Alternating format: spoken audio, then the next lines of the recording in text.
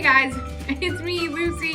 Super excited you joined me at church today. If you're wondering, what's all of this stuff? That's a great question. You will find out soon enough what all of this has to do with today's lesson.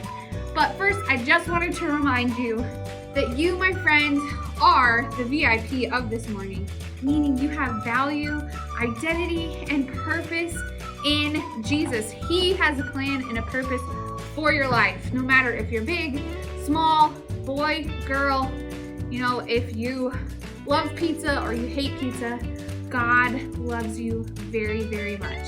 And in fact, one of my favorite scriptures is that his thoughts about us outnumber the grains of sand on the seashore. Now, if that doesn't tell you how valuable you are, it should. So, let's get on with today's lesson. But first up, we got two little kids, and they are gonna play a game. Come on with me. Okay, so I have two helpers with me today. I have Miss Aspen. Can you wave hello? Hi, and I have Miss Layla. Okay, perfect. So what we're going to be doing today is we're going to play a game called Guess What's in the Box. Why are we doing this? Because of the video. Why are we doing this? Why are we doing this video? Yeah. That's a good question. We're making this video for all the kids at church because we're going to learn about Jesus today. And we're going to learn about our hands and how God wants to use our hands. Oh, that's why we're doing the video. Yeah, that's why we're doing the video.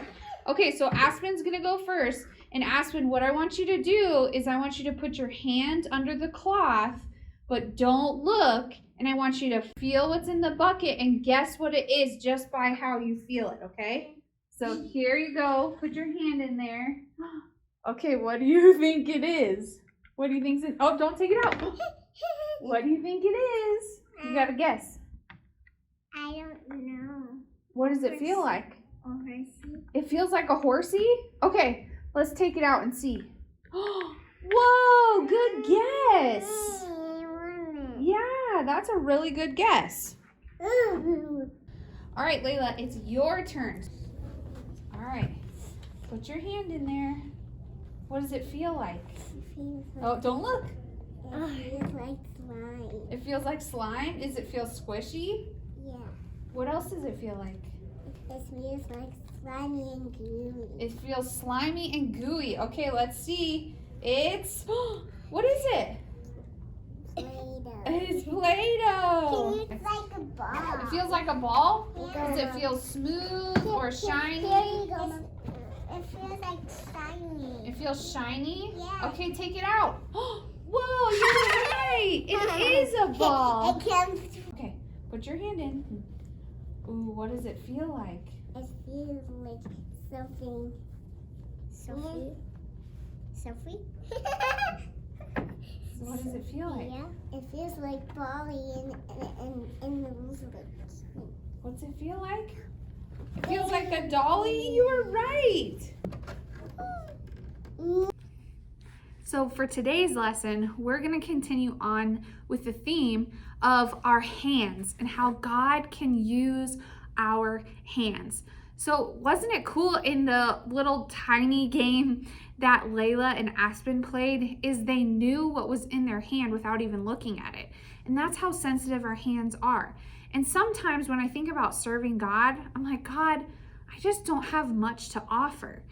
And what he says back to us this morning is I can use whatever is in your hand.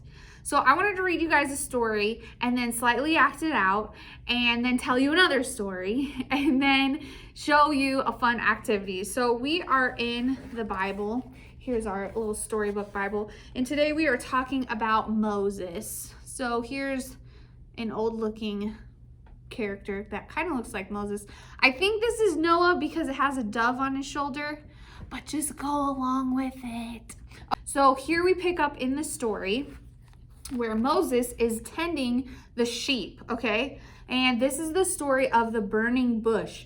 Ooh, spooky. Okay, when Moses was a man, this is from Exodus 3, he left the palace. Pharaoh was still being mean to the Israelites. Moses tried to protect them, so Pharaoh tried to kill Moses. Moses escaped from Egypt and he went to a place called Midian and became a shepherd. Okay, so there he is tending his sheep. And let's see what happens next.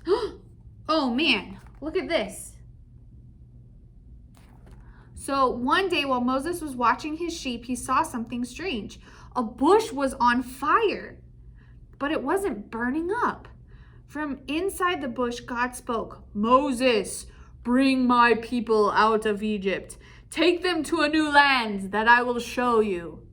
I don't think God really sounds like that, but, bear with me. "To the place I will show you. This new land is called Canaan." Moses was worried that Pharaoh would not listen. So God told Moses, "Look what is in your hand." So what's in his hand, you guys? You tell me. It was his staff. So here I have a staff, and I'm going to do a little costume change. I need to turn into Moses myself. So God says, "Hey, Moses, listen, it doesn't matter if Pharaoh listens to you because I am going to use what's in your hand." So the rest of the story, it's hard to talk through this thing. Okay, so I'm really glad that none of the other pastors are down here watching me, but I'll be a Moses for you guys. So Moses picks up his staff and throws it down, and it turns into a snake. Wait, production team. Yeah, this isn't a snake. This is a piñata. It's a piñata. They never get it right sometimes. I asked for a snake. This is a piñata. Well, you guys get it, right? So Moses throws down his staff. It turns into a snake, which is crazy. And then God says, "Hey, see the tail of the snake? Pick it up." Now that's kind of like a dare. And man, if it wasn't for the burning bush and seeing how God was doing miraculous things already, I think if I was Moses, I'd be like, I don't know if you know this, God, but I hate snakes. I'm definitely not picking up that snake. But Moses picks up the snake by the tail and it turns back into his staff. And then another crazy thing happens. God said, "Moses, put your hand in your coat." So Moses goes, okay. So he puts his hand in his coat and he pulls it out. It was covered in this disease called leprosy and his skin was falling off. And then God said, "Put your hand back into your coat." So he said, "Okay." And he took it back out and it was fine. It was healed. So what God was telling Moses is, hey, it doesn't matter what you think you have or you don't have. I can use anything to show people who I am. Now, here's another story. Do you guys remember the story of the little boy with the, 5 loaves and 2 fish? Well, here he is. He decided to come on our show today and tell you guys about what happened to him. So I'm going to interview him, if that's okay with you, and we'll just go from there. So, little boy, hi, Lucy. That's not how a little boy sounds.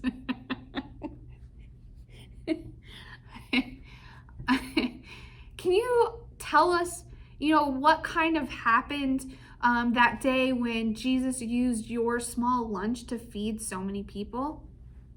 Why, yes, I would love to.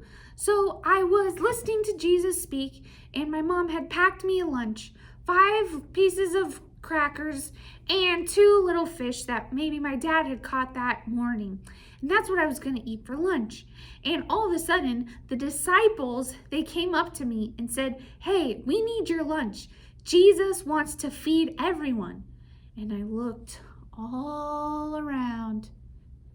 And I kind of chuckled to myself because, I mean, who could feed that many people with just my crackers and pieces of fish? I mean, do you guys ever eat tuna? It doesn't go very far. I just handed over the few fish that I had, and then all of a sudden, it was like the fish kept multiplying. It was like a heavenly food dispenser. And after a while, I looked around and there were 12 baskets full of fish and crackers just from what I had given Jesus.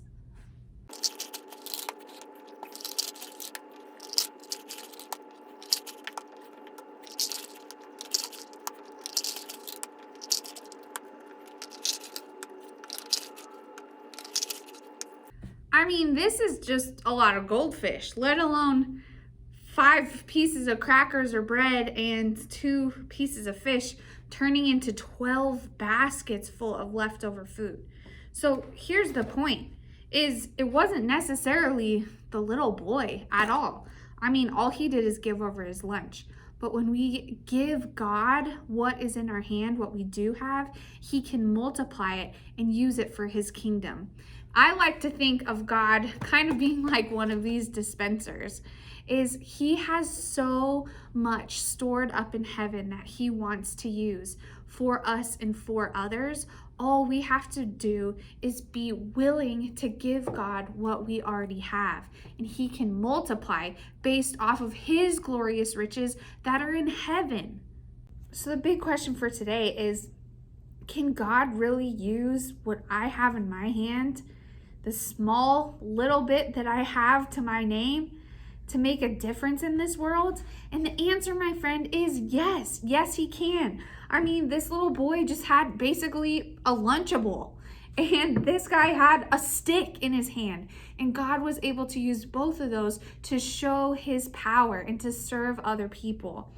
Even last night, I just made a simple crock pot dinner. Does your mom ever use a crock pot?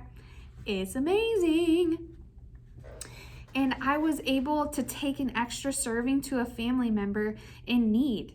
And it was just the little bit that I had, but it was a small way to serve somebody in my family who was from out of town. Listen to this verse. This is Psalms 139:14. "How you made me is amazing and wonderful, and I praise you for that. What you have done is wonderful, and I know it very well." So, my friends, God has made you amazing and wonderful. He's gifted you uniquely, and he's made you different than everyone else on purpose for a reason, to serve him and to serve other people. So think about what you can do right now. Even if it seems super small or insignificant, it's not. God can use it. If he can use a Lunchable, and if he can use a stick, he can use what you have to serve him. You can even serve God at your school. That might be an opportunity that he's put in your hand right now. He could use you at your home to bless your mom or your dad or your grandma. And that's an opportunity you have in your hand right now. Even at church. This month we're doing a coat drive, and you can drop off some old coats or socks or hand warmers. You could write an encouraging note. That's something that you could do right now, an opportunity that's in your hand that could be used to serve other people. So do it, friends. Don't just wait around until you feel like you have more to give. Give now and watch God miraculously use the little that you have and turn it into something great. Okay, come check out this activity that you can do at home that will help show you that even little things can turn into big things. Okay, so the great thing about God is he's able to use whatever we have to make something great if we do it with all our hearts. And so we thought we would try this out by seeing if we could build a tower just using some paper bags, and tape. Do you think we could do it? Yeah. You think so? Yeah. We got our scissors. Okay, so let's see what we can make together just using paper, tape, and paper towels. If you guys want to do this at home, you can too. It'd be a fun project to see how tall of a tower you can make just by using some random stuff around your house. Let's try.